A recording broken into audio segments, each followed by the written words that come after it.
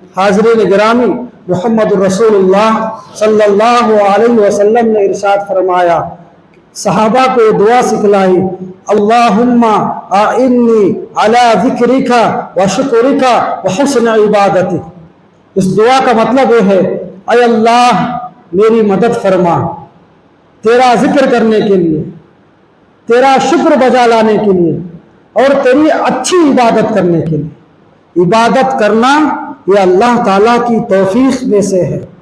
اللہ جسے چاہتا ہے عبادت نصیب کرتا ہے، ورنہ ہمارے بھائیوں میں، ہمارے مسلمان برادری میں بہت سے لوگ ایسے بھی ہوں گے جو اس وقت بازاروں میں، چوراہوں پر، دیگر جگہ پر مصروف ہوں گے، لیکن اللہ نے ہم تمام کو اس کی بارگاہ میں جمع فرمایا۔ اللہ نے ہم تمام کو عبادت کی توفیق بخشی۔ یہ عبادت اللہ کی بڑی رحمت ہے۔ ہم اس عبادت میں اللہ سے مدد مانگے کہ اللہ پورا رمضان اور پوری زندگی تیری عبادت کی توفیق عطا فرما۔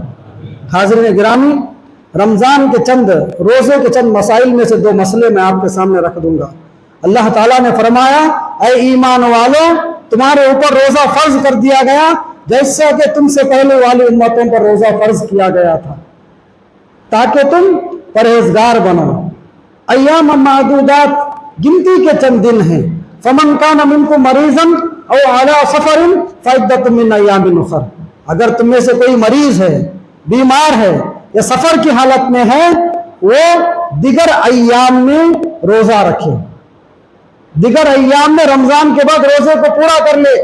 وعلی الذین یطیقونہ فدیۃ طعام مسکین، اور اگر کوئی شخص روزہ رکھنے کی طاقت نہیں رکھتا، وہ فدیے کی شکل میں ایک مسکین کو کھانا کھلائے۔ فمن تطوع خیرا فہو خیر اللہ، اگر ایک مسکین سے زیادہ مسکینوں کو کھانا کھلاتا ہے اس کے لیے بہتر ہے۔ فمن تطوع خیرا فہو خیر اللہ وان تصوموا خیر لکم ان کنتم تعلمون، اور اگر تم روزہ رکھو گے تمہارے لیے بہتر ہے اگر تم اس کا علم رکھتے۔ مفسرین نے اس آیت میں ایسے مریض جو اپنے مرض کو مکمل شفا یابی کے بعد اگر ان کی زندگی رمضان کے بعد نصیب ہو جائے، وہ روزے کو پورا کریں گے، چاہے وہ عورت ہو چاہے وہ مرد ہو۔ اگر مریض تھے، اچانک شدید بخار ہو گیا یا کچھ بھی مسئلہ ہو گیا، ہمارے 4-5 روزے چھوٹ گئے، 10 روزے چھوٹ گئے، یہ روزے دیگر ایام میں پورے کریں گے۔ اور جو طاقت نہیں رکھتے، یہ آیت اگلی آیت سے منسوخ کر دی گئی ہے، یعنی فمن شہد منکم الشہر فلیصمہ، تو جو شخص بھی رمضان کا مہینہ پائے وہ روزہ رکھے۔ مریض اور مسافر کے بعد جو طاقت نہیں رکھتا، یعنی وہ طاقت رکھنے کے باوجود روزہ نہیں رکھتا، وہ فدیہ نہیں دے سکے گا بلکہ وہ روزہ رکھے گا۔ سفر سے مراد کیا ہے؟ سفر کی کوئی متعدد یا کوئی تعین نہیں کیا گیا ہے، لیکن ایسا سفر جس میں جان کا خطرہ ہو، یا کوئی انسان پیدل سفر کر رہا ہے، 48 کلومیٹر سے زیادہ سفر ہے، چاہے تو وہ روزہ رکھ سکتا ہے یا روزہ چھوڑ سکتا ہے۔ اور اسی طرح جو عورت حاملہ ہے، حمل کی حالت میں وہ روزہ رکھنے سے اس کے بچے کو تکلیف ہو سکتی ہے، وہ بیمار ہو سکتا ہے، بچے کی جان کو خطرہ ہے، تو ایسی عورت بھی اپنے روزے کا فدیہ دے گی۔ دودھ پلانے والی عورت روزہ چھوڑ سکتی ہے، روزہ اس کے لیے رخصت ہے۔ دیکھیے دین میں کتنی رحمت ہے، دین میں کتنے محاسن ہیں کہ ایسی عورتیں جو دودھ پلانے والی مائیں ہیں یا حاملہ ہیں، ان کے لیے اللہ تبارک و تعالیٰ نے روزے سے رخصت عطا فرمائی ہے۔ روزہ کن چیزوں سے نہیں ٹوٹتا؟ مسواک کرنے سے، برش کرنے سے، سر میں تیل لگانے سے، اچانک طبعی طور پر خے آ جانے سے، یعنی کوئی شخص حلق سے خے جان بوجھ کر نہیں کیا ہے، خود بخود خے ہو گئی ہے تو اس سے روزہ نہیں ٹوٹتا۔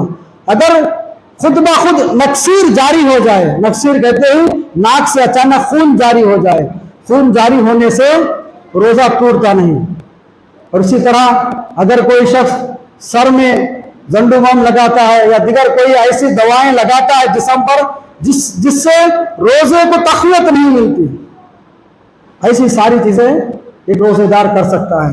روزے کی حالت میں کبھی بھی نہا سکتا ہے۔ ہمارے یہاں بچپن سے ہم سنتے آئے ہیں کہ 12 بجے سے پہلے نہا لینا چاہیے۔ مجھے آج جمعہ کے بعد بہت سارے ساتھیوں نے جو خریے سے آئے تھے پوچھے کہ 12 بجے سے پہلے نہانا ہے یا کبھی بھی نہا سکتے ہیں؟ کبھی بھی نہا سکتے ہیں۔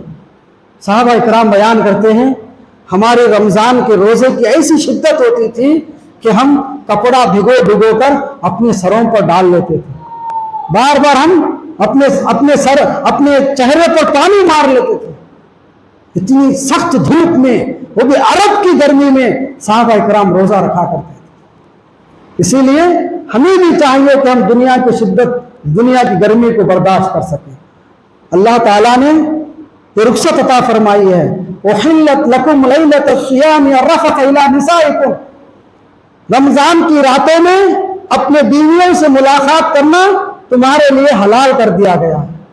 اور اللہ تعالیٰ نے کتنی بڑی بات بیان فرمائی، ہنہ لباس لکم وانتم لباس لہن، وہ تمہارا لباس ہے، تم ان کا لباس ہو۔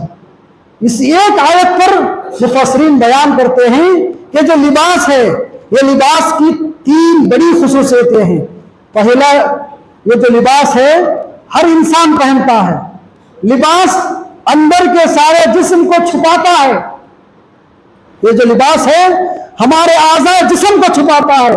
اسی طرح ایک بیوی اپنے شوہر کے تمام معاملات کو چھپا کر رکھے، ایک شوہر اپنے بیوی کے اچھائیوں کو، اپنے بیوی کے جو بھی خامیاں ہیں وہ تمام خامیوں کو چھپا کر رکھے۔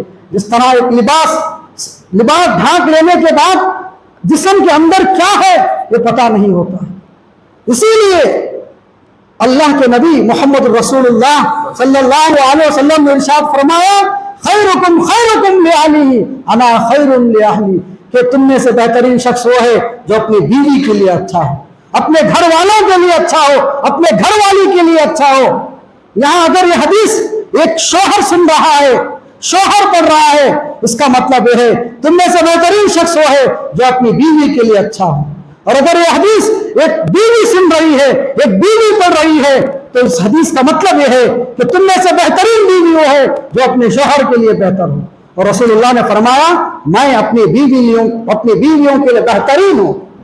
اور آپ صلی اللہ علیہ وسلم نے رمضان مبارک میں خصوصی طور پر یہ حکم دیا کہ اپنی بیویوں پر رحم کرو، اپنے بیویوں کے ساتھ اس میں سلوک کرو۔ الدنیا کلھا متاع وخیر متاع الدنیا المرأۃ الصالحہ، یہ دنیا پورے کا پورا استفادہ حاصل کرنے والی چیز ہے، اور بہترین دنیا کا استفادہ نیک بیوی ہے، بہترین اور بھلی بیوی ہے۔ حاضرین گرامی، اس کے بعد روزہ کن چیزوں سے ٹوٹ جاتا ہے؟ ایک اور بات بتا دیتا ہوں، بھول کر کھانے پینے سے روزہ نہیں ٹوٹتا۔ اگر کوئی شخص بھول کر کھا لیا پی لیا، ہوتا ہے بچے ہیں کبھی کبھار نیند سے جاگ گئے، اچانک سیدھا کچن میں گئے، کچھ کھا لیے کچھ پی لیے، ان کو معلوم ہی نہیں ہے کہ میں روزے سے۔ جب اچانک ان کی کوئی یاد دلائے تو رسول اللہ صلی اللہ علیہ وسلم نے فرمایا تم میں سے جو شخص بھول کر کھا لے یا پی لے روزے کی حالت میں، وہ اپنا روزہ نہ توڑے، وہ اپنا روزہ نہ توڑے، کیونکہ اللہ نے ان کو کھلایا ہے، اللہ نے ان کو پلایا ہے۔ بھول کر کھانے اور پینے سے روزہ نہیں ٹوٹتا۔ روزہ کن چیز، اور اسی طرح رمضان کے دنوں میں اچانک سحری کر سو گئے، ظہر کے بعد نیند آنکھ لگ گئی، اگر احتلام ہو گیا اس سے بھی روزہ نہیں ٹوٹتا۔ یہ ایک بڑا مسئلہ ہے، فقہاء نے اس کا بھی ذکر کیا ہے کہ محتلم ہونے سے روزے پر کوئی فرق نہیں پڑتا۔ اسی طرح روزہ کن چیزوں سے ٹوٹ جاتا ہے؟ روزہ جان بوجھ کر کھانے سے ٹوٹ جاتا ہے۔ روزہ جان بوجھ کر اگر کوئی کھا لیا، پانی پی لیا تو اس کا روزہ ٹوٹ جاتا ہے۔ اگر کوئی شخص جان بوجھ کر حلق میں انگلیاں ڈال کر خے کر لیا تو اس کا روزہ ٹوٹ جاتا ہے۔ اور اسی طرح اللہ تعالیٰ نے روزے کی حالت میں بیوی کا بوسہ لینا جائز قرار دیا ہے. اگر یہ بوسہ ایسا ہو جائے جس سے انزال ہو جائے تو روزہ ٹوٹ جاتا ہے. اور ایسے روزے پر 60 مسکینوں کو کھانا کھلانا، 60 مسکینوں کو کھانا کھلانا. حاضرین گرامی، یہ چند مسائل تھے روزے کے متعلق. ایک اور مسئلہ یہ ہے کہ رسول اللہ صلی اللہ علیہ وسلم نے صوم وصال سے منع فرمایا ہے. صوم وصال کسے کہتے ہیں؟ کہ ایسا روزہ، ایک شخص روزہ رکھا اور افطار کیے بغیر، روزہ کھولے بغیر دوسرا روزہ رکھ لیا، روزہ کھولے بغیر دوسرا روزہ رکھ لیا. آپ صلی اللہ علیہ وسلم نے ایسے روزوں سے منع فرمایا ہے. یعنی بہترین شخص وہ ہے جو روزہ رکھے اور افطار بھی کرے، روزہ بھی رکھے اور افطار بھی کرے. روزہ آپ صلی اللہ علیہ وسلم تر کھجوروں سے کھولا کرتے تھے. حضرت انس رضی اللہ تعالیٰ عنہ بیان کرتے ہیں رسول اللہ صلی اللہ علیہ وسلم چھواروں سے، تازہ تر کھجوروں سے روزہ افطار کیا کرتے تھے. اور اگر تازہ کھجوریں میسر نہ ہو، سوکھے کھجوروں سے افطار کرتے تھے. اگر یہ بھی میسر نہ ہو، پانی کے چند گھونٹ پی لیا کرتے تھے اور پانی سے افطار کیا کرتے تھے.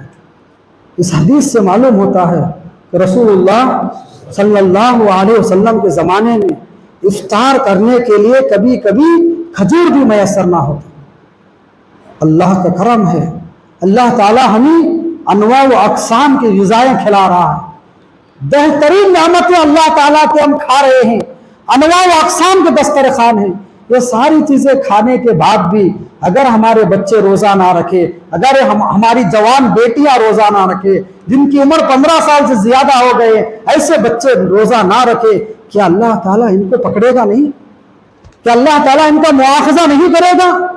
اسی لیے ہمیں چاہیے کہ ہم اپنے گھر کے بچوں کو، جن کی عمر 15 سال سے زیادہ ہے، ان بچوں کو روزہ رکھائیں. دیکھو، امتحان میں روزہ چھوٹ نہیں ہے.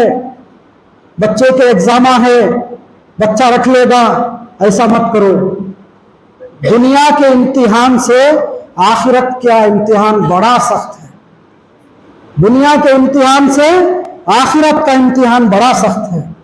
اور اس دن اللہ حساب لینے والے ہیں، اور اللہ تعالیٰ جس کا حساب لے، ایسا شخص بچ ہی نہیں سکتا. انا الینا ایابہم ثم انا علینا حسابہم. اسی لیے اللہ تعالیٰ کے حساب کے ڈر سے، اللہ کی پکڑ کے ڈر سے روزہ رکھے، بھوک پیاس اللہ کے لیے برداشت کرے. اللہ تعالیٰ سے دعا ہے اللہ ہم سب کے روزوں کو قبول فرمائے. اللہ تعالیٰ ہمارے روزوں میں ہمیں طاقت عطا فرمائے. اللہ تعالیٰ ہمیں مدد فرمائے. اللہ ہمارے قیام اللیل کو قبول فرمائے. اللہ تعالیٰ ہمارے بچوں کے روزوں کو قبول فرمائے. الہ العالمین، جب تک ہمیں دنیا میں زندہ رکھ، ایمان اور اسلام کے حالت میں زندہ رکھ. جب ہمارا خاتمہ ہو، خاتمہ علی الایمان فرما. آمین. وصلی اللہ علی النبی الکریم. وتر کی نماز ادا کی جائے.